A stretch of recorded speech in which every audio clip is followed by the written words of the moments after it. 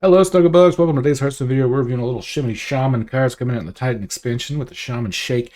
First off, we already have the Forge card to review first, which is a 4 mana 3/5. After you cast a nature spell, summon a 4/2 elemental, and then Forge, give the 4/2 elemental Rush. Forge, hover over the card over your deck, spend 2 mana, upgrade it like a little blacksmith, and so that kind of makes it so this card becomes 6 mana in cost in a way, but then every time you spend a nature spell, you'll get a 4/2 elemental with Rush, which technically, since you don't have to spend the 2 mana the same turn you play it, you have 2 mana on a different turn, upgrade this card, wait to have a few nature spells. Also, you get a 3/5 on the board, play a few of the nature spells, potentially increase your board size, as well as give you the rushes to clear the board. I think in the right deck, this could be really powerful. Honestly, looking at it at flat value, as like a 3/5 for 4 that cast a nature spell, give you a 4/2 elemental. If you can do at least one of those, I still think this is pretty strong.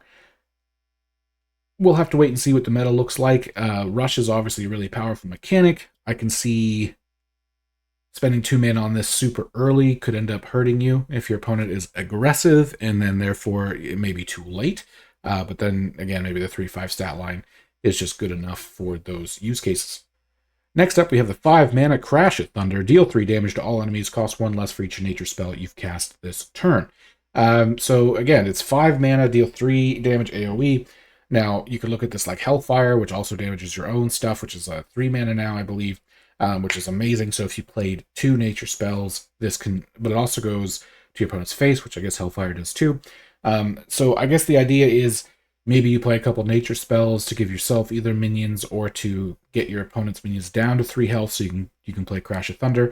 I feel, oddly enough, like this just might be too expensive for what it is. We'll have to wait and see, but I think for 5 mana to start, I don't know. I guess I'm just going to call it. I personally think it's a bit too expensive. Maybe we'll have to wait and see how good the early nature spells are in order to give this the AoE advantage. Because let's say on turn 3, because most of the time you use these cards, just gonna rant on this a little bit, you use these kind of cards to clear the early board, but in order to get the discount, you need to have already cast nature spells this turn, not just this game, or while this is in your hand, but this turn, which means that even if they're 1 mana nature spells, in total, you're still going to need to spend 5 mana to get the Crash of Thunder off, and I feel like a lot of times that's a little too late for the board clear, but again, it's hard to tell what the meta is going to look like, but for now, I feel like it wouldn't fit super well. And here we have the 2 mana 2/3 at the end of your turn, reduce the cost of a random overload card in your hand by 1, just good, right? I mean, 2 mana 2/3, again, pretty decent stat line, one of the best you're going to find for 2 mana, and you get a potential discount in your hand at least once, if not multiple times, if they can't deal with it. And I know it's only on overload cards, so of course it has to be in decks with overload cards, but that will help you offset the overload cost. Obviously, it doesn't get rid of the overload itself, but it kind of helps you be able to play those powerful cards even earlier. Great card. Flash of Lightning, 2 mana spell to draw a card. Next turn, your nature spells cost 1 less. So here is a nature spell that might make your nature spells cost less, which includes that Thunder, I admit, card we were talking about earlier. Flash of Lightning, 2 mana draw a card, really good. But the 2 mana draw a card isn't really good. 1 mana, I would say, draw a card, it would be decent. It would be good. But if you play at least 1 nature card the next turn, then I would say this is good.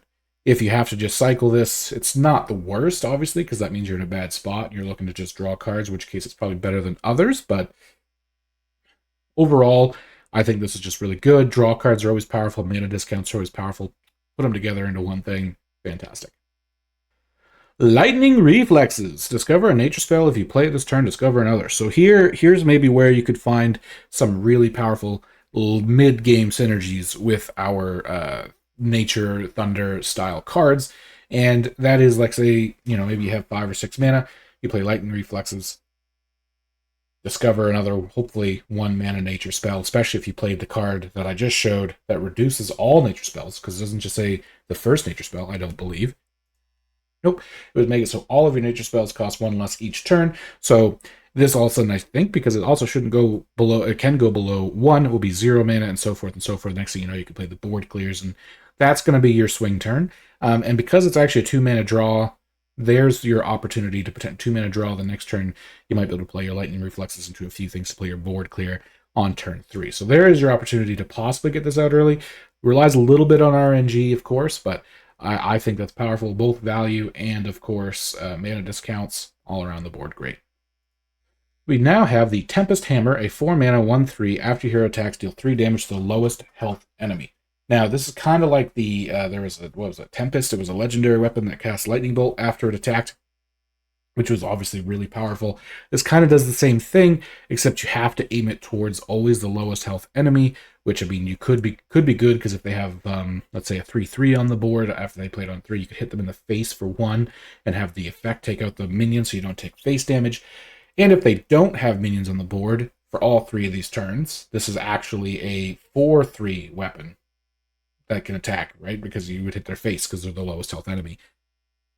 Situational, in the sense of if your opponent's playing either big minions or things like that, where the 3 health thing does not matter, of course, that's just going to end up tickling their giants, let's say, as an example. But in a lot of cases, I think this on turn 4 would be a really powerful weapon to play. Looking forward to giving that a shot in a Shimmery Shaman. Next up, we have our 7-mana 6/6 dragon. This is going to be a toughie for me to pronounce. Thorignir Drake. Thorignir Drake. It's the best I'm going to do. It is a 6/6 rush. Whenever this attacks, summon 2/3/1 whelps to attack the target first. So this is kind of like the Neptulon Colossal, right? That summons the 2 hands that smack. So you get a 6/6 with rush, and so your opponent also has a 6/6 on board. Again, we're just thinking perfect world here. When you aim your Drake at it, the 2/3/1s will attack it. And then, of course, it leaves a 6/6 body on board. And this isn't a battle cry either. It's whenever this attacks, you summon 2/3/1 whelps. So, like, if the next turn you attack their face, you would end up hitting them for 12. Or if they have another minion you want to trade and it keeps your Thorg and your Drake alive. Personally, I think this card is really strong. Personally, I think this card is really strong. Of course, it also could be summoned now off things that evolve, and summoning something like this off evolve, honestly, crazy powerful, right? And think, even if you summon this and attack like a 3/3 instead, the first whelp would hit it and kill it, I believe. The second whelp wouldn't have to, because it would be dead. I'm not 100% sure on that, but that could be really good. Then you'd leave yourself 3/1, and you'd be able to kind of keep that on board for additional face pressure turns going forward. Here we have a draw card Overload Legendary, which could be extraordinarily powerful in the right circumstances. 3-mana 3/4, unlock your overloaded mana crystals, and then draw that many cards. So, of course, we're going to talk perfect world here because this is how it works. Let's say turn 9, you play upwards of enough to overload yourself by 7, and then you play Thorm on turn 10. You unlock 7 mana crystals, draw 7 cards, and all of a sudden you have 7 mana unlocked that you can now use to play those cards with.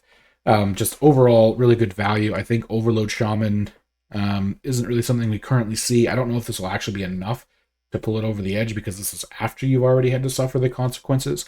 But it's quite possible that this might fit in a way to include a few additional Overload cards into your deck, just so that way you can play Thorm and maybe draw 2 cards with it, right? Like 3-mana 3/4, draw 2. Pretty good. Can't go wrong with that. Then we have a 3-mana, another nature spell here called Turn the Tides. One of our Overload cards here as well. Give your hero +3 attack this turn and summon a 3/3 elemental with Rush Overload 1. So it is a nature spell that gives you a 3 with Rush, attack with 3 onto your hero, so you can effectively hit their face for 3, possibly trade into something. And if this is discounted, things like that, you might be able to repeat it with your other lightning spells.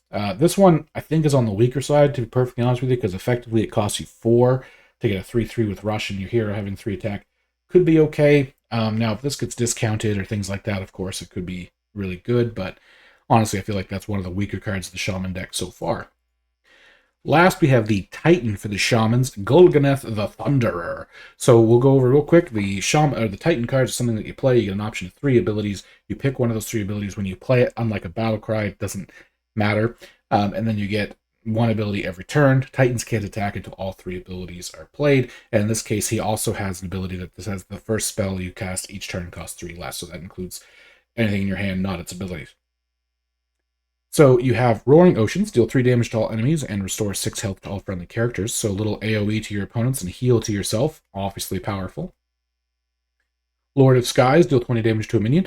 So kind of the opposite we were talking about. If your opponent has a bunch of giants with the weapon that you can't deal with, well, you just play this. And you can take out, let's say, Thanatom of the Opera in Warlock, 15-15. Then you just play Goldeneth the Thunder, smash it for 20, and away she goes.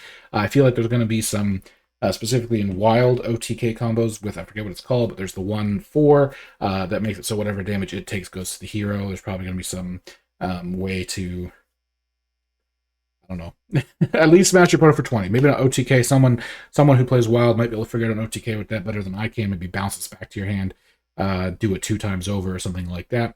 And then we have Shargan's Wrath, draw 3 overload cards, which then, of course, your first spell costs 3 less, so then you could probably play one of those overload cards. 5/7 for 6 is also a pretty decent stat line with all these additional abilities, especially the basically board clear and heal. Also makes it so if you don't play Roaring Oceans first, you play something else and they try to damage this and don't kill it, then you have Roaring Oceans to re-clear your opponent's board and heal it back up to full. The Shaman cards look pretty good. Not the strongest, I would say, in my opinion, coming out in the set, but that's okay. I think Shaman's got a couple of really powerful decks right now. Some of these cards will be added to it. Some of these archetypes and stuff like the Titan will obviously be added, and hopefully that keeps Shaman in a good place. Let me know what you think, Shaman, in the comments down below, and have a great rest of your day.